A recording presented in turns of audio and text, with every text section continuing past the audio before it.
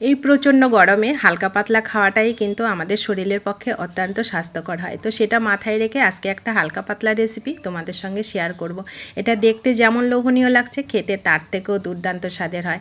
আশা করি তোমাদেরও ভালো লাগবে। প্লিজ সবাই সাথে থাকো সুন্দর রেসিপিটা শেষ পর্যন্ত দেখার জন্য।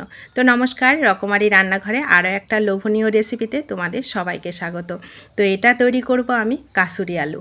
তো কাসুরি আলু খেতে কিন্তু দুর্দান্ত স্বাদের হয়, খুবই অল্প মশলায় তৈরি হবে। দেখো আমি দুটো টমেটো কুচি করে কেটে নিয়েছি, কয়েকটা কাঁচা লঙ্কা চিড়ে নিয়েছি, আর ছোটো আলুগুলোকে আমি সেদ্ধ করে খোসা ছাড়িয়ে নিয়েছি। এটা বড় আলু দিয়েও হবে, কিন্তু সেদ্ধ আলু দিয়ে তৈরি করলে তাড়াতাড়ি হয়, যার জন্য আমি নিলাম। তোমরা বড় আলু দিয়েও কিন্তু করতে পারো। আর এই দেখো মশলা হিসাবে আমি কিন্তু হাফ চামচ জিরে আর হাফ চামচ মৌরি নিয়েছি, কয়েকটা শুকনো লঙ্কা, 2 টুকরো দারচিনি, আর হচ্ছে 1 টুকরো আদা নিয়েছি ছোট করে কেটে। আর বিশেষ উপকরণ হলো কাসুরি মেথি। তো কাসুরি মেথির পাতাটা আমি নিয়ে নিয়েছি, শুকনো পাতাটা। তো এইবার মশলাগুলোকে আমি ভেজে নেব। কড়াইতে 1 চামচে তেল দিয়েছি, যে মশলাগুলো দারচিনি, শুকনো লঙ্কা, মৌরি, জিরে ওখানে দিয়ে দিলাম। দিয়ে এবার টমেটো, দুটো টমেটো নিয়েছি, একটা টমেটো এর মধ্যে দিয়ে দেবো। হালকা একটু যখন মশলাটার খুব সুন্দর একটা ফ্লেভার বেরোবে, তখন এটাকে তুলে আমি একটা বাটিতে নিয়ে নিচ্ছি, নিয়ে এটাকে পেস্ট করে নেব।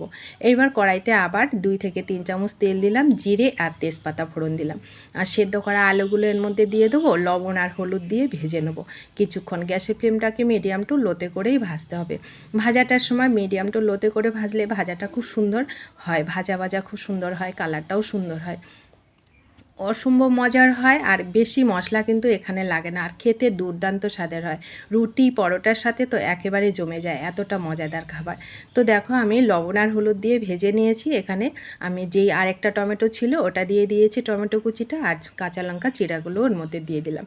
তো এর মধ্যে একটু কাসুরি মেথি ছড়িয়ে দেবো। এই ভাজার সময় কাসুরি মেথিটা যখন ছড়িয়ে দেবে না, অসম্ভব মজার একটা ফ্লেভার বেরোয়।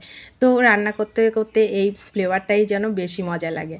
তো দেখো ভাজা হয়ে গেল। এবার যেই মশলাটা ছিল আমি পেস্ট করে নিয়েছি, ভাজা মশলাটা, ওটাকে এর মধ্যে দিয়ে দিলাম।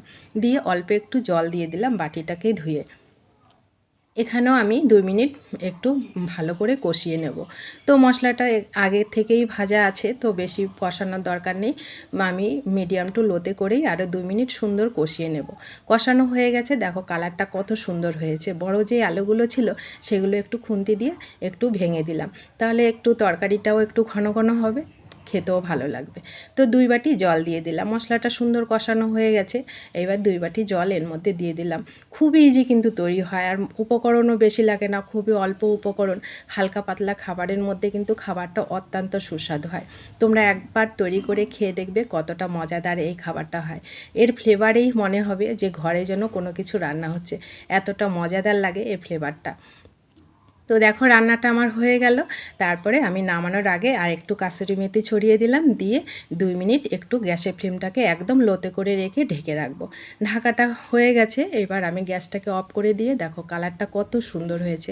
খুবই লোভনীয় একটা রেসিপি। হালকা পাতলা এই গরমের মধ্যে খাবারটা কিন্তু দুর্দান্ত লাগে। গরম গরম ভাত, পরোটা, লুচি সব কিছুর সঙ্গে তোমরা খেতে পারো, এমনকি গরম গরম ভাতের সাথেও কিন্তু ভালো লাগে।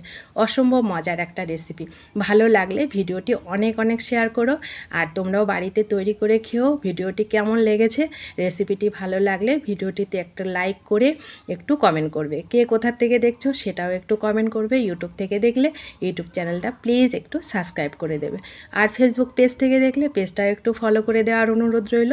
সবাই ভালো থেকো, সুস্থ থেকো, দেখা হচ্ছে নতুন কোনো রেসিপি।